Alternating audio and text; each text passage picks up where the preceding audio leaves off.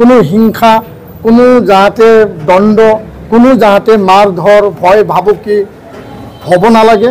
जे ओनसोलारि राजखान्थि जोंनि बिटिसिनि जितु बिपिएफ इउपिपिएलआ ज' जानायनि बाथ्राया मा जामारनायमोन नैबे बाथ्राखौ फिन आरोबाव खेबसे मानगोनां आबसुनि आफादगिरि दिपेन बर' बिथां सारा बुंफ्रुनानै होबावदों। नोंथांमोननि गेजेराव आं भिडिअखौ होनो थांगासिनो दं।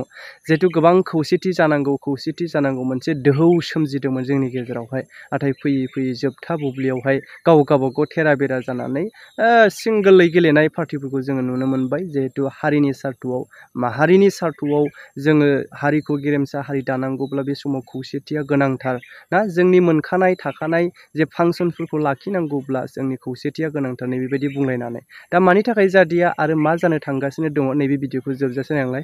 হয়, আমি এটা প্ৰক্ৰিয়া প্ৰয়াস এটা ৰাখিছিলোঁ যে আঞ্চলিকতাবাদী যে বিটিআৰ কেন্দ্ৰিক দুই দল ইউপিপিএল আৰু বিপিএফ মানে এলায়েন্স বুজাবুজি বা ইউনিটিৰ কাৰণে আমি এটা প্ৰয়াস বড়ো সাহিত্য সভা আৰু আন আন 16 জাতীয় সংগঠন আমি একেলগে আগবাঢ়িছিলোঁ।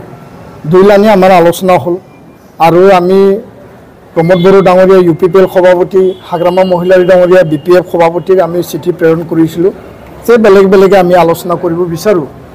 আৰু সেই সময়ছোৱাত ইউপিপিএল দলৰ মুৰব্বী প্ৰমোদ বড়ো ডাঙৰীয়া আৰু মন্ত্ৰী উৰ্খাওগৰা ব্ৰহ্ম ডাঙৰীয়া আমাৰ লগত আলোচনাত মিলিত হ'ল।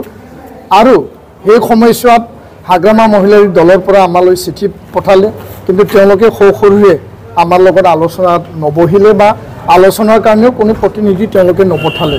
তো এইটো এটা মানে দুখৰ কথা, এটা দুৰ্ভাগ্যজনক মানে পৰিৱেশ বুলি আমি ক'ব বিচাৰোঁ।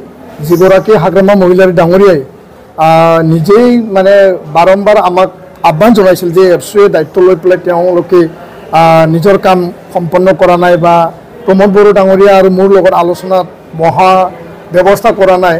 সেই হাগ্ৰামা মহিলাৰী ডাঙৰীয়া পিছত 16 জাতীয় সংগঠন মানে বিটিআৰৰ তেওঁলোকৰ যি মানে মনৰ যি আশা আৰু এটা জাতি আৰু জাতিসত্তা আৰু সমগ্ৰ বিটিআৰৰ ছাত্ৰৰ যি এটা আহ্বান, তেওঁ সেই আলোচনাত নবহিল।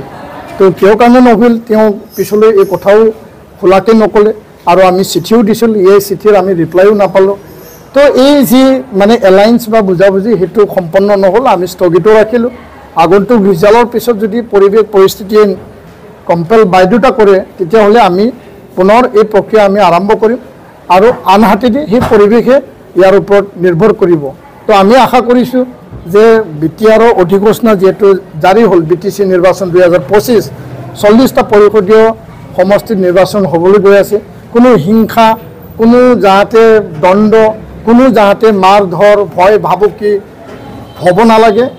ইলেকশ্যন কমিশ্যনে, ষ্টেট ইলেকশ্যন কমিশ্যনে ফ্ৰী এণ্ড ফেয়াৰ ইয়াত মানে নিৰ্বাচন অনুষ্ঠিত কৰিব লাগে। আইন শৃংখলাজনিত কোনো ঘটনা হ'ব নালাগে, সেই কথাটো আমি আহ্বান জনাইছোঁ। আৰু প্ৰতিটো ৰাজনৈতিক দলে যাতে সীমা চেৰাই পেলাই কোনো যাতে আগবাঢ়ি নাযায় সেই কথাও আমি নিখিল বড়ো ছাত্ৰ সন্থাৰ পৰা আমি আহ্বান আৰু দাবী ৰাখিছোঁ।